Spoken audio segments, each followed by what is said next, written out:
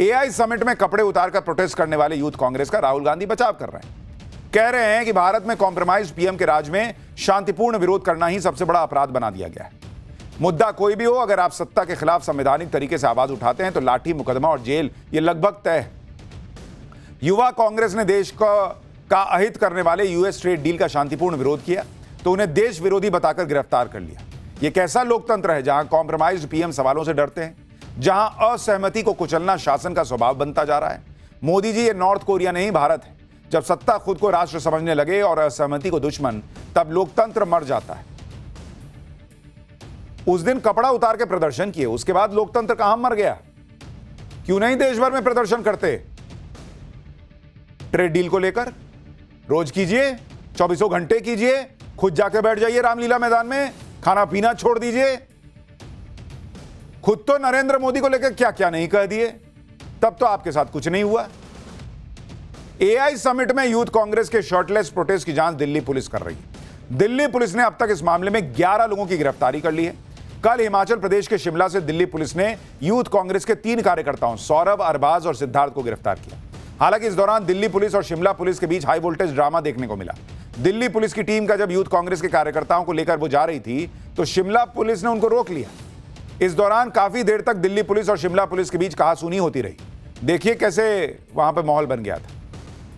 यानी पुलिस का मामला चलने लग गया जब दिल्ली पुलिस शिमला से इन लोगों को लेकर आने लगी। लेकिन राहुल गांधी यूथ कांग्रेस के शर्टलेस प्रोटेस्ट को लगातार जस्टिफाई कर रहे हैं, जबकि इंडी गठबंधन में राहुल के सहयोगी इससे दूरी बनाते चले जा रहे हैं और गलत बता रहे हैं। लेकिन कांग्रेस तो अड़ी हुई है, भले ही पब्लिक शर्टलेस प्रोटेस्ट को गलत माने, लेकिन हम तो कहेंगे सही तो कहेंगे। आज दिल्ली में यूथ कांग्रेस के कार्यकर्ताओं ने प्रोटेस्ट किया। यूथ कांग्रेस अध्यक्ष और कार्यकर्ताओं की गिरफ्तारी के विरोध में प्रदर्शन किया गया। आप ये भी देखिए कि अब बीजेपी भी कांग्रेस को उसी की भाषा में जवाब देने लगी है। कल से बीजेपी ने कॉम्प्रोमाइज कांग्रेस का कैंपेन शुरू कर दिया। आज बीजेपी ने जवाहरलाल नेहरू पर कॉम्प्रोमाइज होने का आरोप लगाते हुए क्या कहा है, सुनिए एक बार। चचा नेहरू बोला जाता था उनको, चचा Nehru, he was compromised Nehru. चचा कॉम्प्रोमाइज्ड, वो चचा नेहरू नहीं थे, वो चचा कॉम्प्रोमाइज्ड थे। मुझे लगता है आज से उनको चचा कॉम्प्रोमाइज्ड के नाम से ही बोलना चाहिए। जब चचा ही कॉम्प्रोमाइज्ड होगा तो क्या देश का हाल होगा, आप सोचिए जरा। बीजेपी नेता संबित पात्रा ने नेहरू के कार्यकाल को लेकर 7 सवाल पूछे। बीजेपी का आरोप है कि नेहरू ने देश की अखंडता के साथ समझौता किया। क्या नेहरू को इसके बदले में कोई गिफ्ट मिलता था? सुनिए एक बार। पहला सवाल, पंडित नेहरू ने तिब्बत को चीन का क्षेत्र क्यों दिया? दूसरा सवाल, आईबी की अक्सई चीन की चीनी गतिविधियों की चेतावनी को नेहरू ने संसद में अफवाह क्यों बताया? Why was Nehru compromised then? Was he bribed by the neighboring countries? तीसरा सवाल, बिना सहमति के कश्मीर में जनमत संग्रह की बातें क्यों पंडित नेहरू ने की? चौथा सवाल, बंगाल में बेरुबारी संघ के आधे हिस्से को पाकिस्तान को क्यों गिफ्ट में नेहरू ने दिया? पांचवा सवाल, स्वर्ण सिंह भुट्टो वार्ता में भारत पूंछ, उरी और गुरेज को पाकिस्तान को सौंपने के लिए क्यों तैयार हो गए नेहरू? छठा सवाल, पंजाब में सरजा, मजरा, रख, हरदीत सिंह पठान के गांव को पाकिस्तान को सौंपने का निर्णय क्यों किया? कच्छ के रण में 300 वर्ग मील जमीन किसके दबाव में खोया पंडित नेहरू ने? तो बीजेपी तो अब तो पूरे इतिहास के पन्ने खंगाल रही है और सवाल पूछ रही है। लेकिन पन्नों की बात हो रही है तो आपके बच्चों की जो पढ़ने की किताबें उनके पन्नों में क्या है? पाठशाला में अगला चैप्टर देखिए। किताब बैन, छापने वालों की क्लास लग गई। आपके बच्चों की किताब में ऐसा क्या कि सुप्रीम कोर्ट भयंकर भड़क गया। शिक्षा मंत्री से लेकर एनसीईआरटी की माफी बेकार। सुप्रीम कोर्ट ने क्या आदेश दे दिया कि बड़ी बहस छिड़ गई। और बैरिकेड तोड़ा, ताला तोड़ा, पुलिस तक से धक्का मुक्की। जेएनयू में अब नया कांड क्या हो गया, अब इसका चैप्टर। इस वक्त एनसीईआरटी की एक किताब को लेकर भयंकर बवाल मचा हुआ है। सुप्रीम कोर्ट तो अलग लेवल के गुस्से में। 8वीं क्लास की इस किताब में ऐसा क्या छप गया कि सुप्रीम कोर्ट का गुस्सा 7वें आसमान पर है। आप देखिए कि किताब को बैन कर दिया है सुप्रीम कोर्ट ने। सभी फिजिकल कॉपी सीज करने का आदेश दे दिया है। सॉफ्ट कॉपी तक हटाने के लिए कह दिया है सुप्रीम कोर्ट ने। किताब के पब्लिकेशन पर कंप्लीट बैन लग गया है। किताब की रीप्रिंटिंग, डिजिटल प्रसार को बैन कर दिया गया है। यह भी कहा गया कि किताब का कंटेंट किसी भी तरह से अगर शेयर किया गया तो इसे बहुत गंभीरता से लिया जाएगा। स्थिति यह हो गई कि किताब को छापने वाली एनसीईआरटी एक तरह से नाक रगड़ रही है। अब आपके मन में भी सवाल होगा कि एनसीईआरटी ने आपके बच्चों की किताब में ऐसा क्या छाप दिया बॉस कि सुप्रीम कोर्ट ने एकदम से भूत बना दिया उनका। एनसीईआरटी माफी मांग रही है, लेकिन सुप्रीम कोर्ट ने साफ कर दिया कि अरे ये माफी वाफी नहीं चाहिए। मामला इतना सीरियस हो गया कि आप देखिए इस किताब के मामले में सुप्रीम कोर्ट ने क्या क्या एक्शन ले लिया है। सेक्रेटरी ऑफ स्कूल एजुकेशन को शो कॉज नोटिस दे दिया, एनसीईआरटी के डायरेक्टर को शो कॉज नोटिस दे दिया। इनसे पूछा गया है कि क्यों ना इन पर कंटेम्प्ट ऑफ कोर्ट एक्ट के तहत एक्शन लिया जाए। सुप्रीम कोर्ट एनसीईआरटी की माफी स्वीकार करने को तैयार नहीं है। कोर्ट ने साफ कह दिया है कि इस बात को कोर्ट देखेगा कि एनसीईआरटी ने जो सार्वजनिक तौर पर माफी मांगी है वो माफी वाकई जेन्युइन है भी या नहीं, या फिर क्रिमिनल लायबिलिटी से बचने के लिए बस माफी मांग लिए हैं ये लोग। यानी सुप्रीम कोर्ट ने रगड़ कर रख दिया एनसीईआरटी को। सुप्रीम कोर्ट ऐसे भयंकर गुस्से में क्यों आ गया, एक किताब को लेकर इतना बवाल क्यों मचा है, लोग इस पर क्या कह रहे हैं, और इधर सुप्रीम कोर्ट की किताब का बवाल है, उधर जेएनयू में वाइस चांसलर को लेकर भयंकर बवाल चल रहा है। जेएनयू में आज क्या गदर मचा है आपको यह भी दिखाऊंगा, लेकिन पहले इन सारे विवाद की एक झलक देखिए।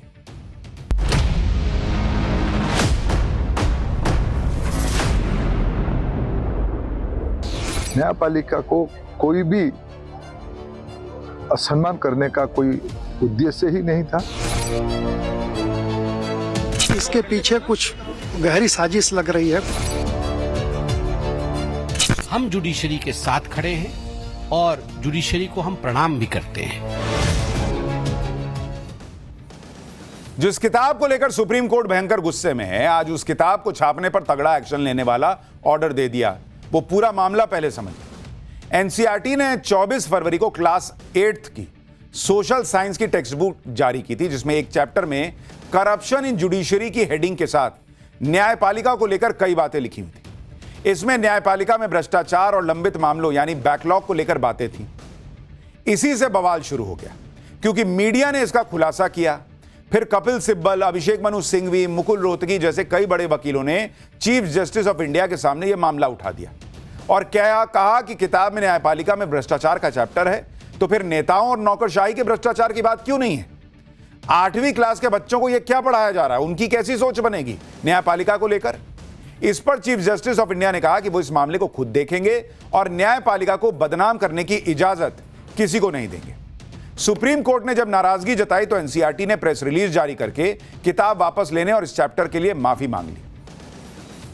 सुप्रीम कोर्ट का कड़ा रुख और सीजेआई का गुस्सा देखकर आज एनसीईआरटी के डायरेक्टर भी काम गए होंगे और उन एनसीईआरटी के अधिकारियों के पसीने छूट गए जिनकी भूमिका इस विवादित चैप्टर को तैयार करने में थी। आज चीफ जस्टिस ने साफ साफ कह दिया कि माफी से काम नहीं चलेगा, जवाबदेही तय होगी और सजा दिए बगैर यह मामला खत्म नहीं होगा। आज चीफ जस्टिस समेत 3 जजों की बेंच ने school education secretary, ministry of education और एनसीईआरटी डायरेक्टर को शो कॉज नोटिस जारी कर दिया।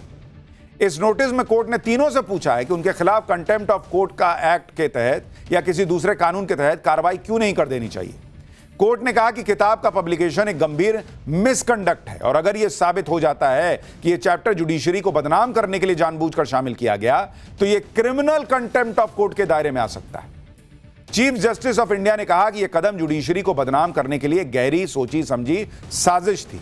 उन्होंने यह भी कहा कि इंस्टीट्यूशन के हेड के तौर पर मुझे यह पता लगाना होगा कि इसके पीछे कौन लोग जिम्मेदार हैं। चीफ जस्टिस ने कहा कि जिम्मेदार लोगों को सजा मिलनी चाहिए, मैं यह कार्रवाई बंद नहीं करने वाला। यानी सुप्रीम कोर्ट माफी को भी सुनने को तैयार नहीं। उसने कहा कि नहीं भाई, ये कैसे किए हुए पहले यह बताओ।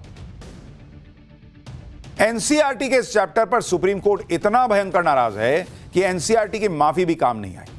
सुनवाई के दौरान चीफ जस्टिस सूर्यकांत ने एनसीईआरटी के माफीनामे पर सवाल उठाते हुए कहा कि क्या यह माफी पूरे मन से मांगी गई है या फिर दिखावे के लिए, या फिर यह माफी तब मांगी गई है जब न्यायपालिका कभी ना भरा जा सकने वाला गंभीर नुकसान उसको हो चुका है और अब कोर्ट यह विचार करेगा कि कहीं यह माफीनामा कार्रवाई से बचने की बस एक कोशिश तो नहीं है। एनसीईआरटी के माफीनामे के बाद केंद्रीय शिक्षा मंत्री धर्मेंद्र प्रधान ने इस मामले में सफाई दी। उन्होंने कहा कि न्यायपालिका का अपमान करने की कोई मंशा नहीं थी और जिम्मेदार लोगों पर कार्रवाई होगी। उन्होंने एनसीईआरटी की इस लापरवाही पर दुख जताते हुए खेद प्रकट किया और कहा कि उन्हें जैसे ही इस बारे में पता चला उन्होंने फौरन किताब पर रोक लगा दी और एनसीईआरटी को निर्देश दिया कि किताबें आगे डिस्ट्रीब्यूट ना होने पाए। सुनिए शिक्षा मंत्री को।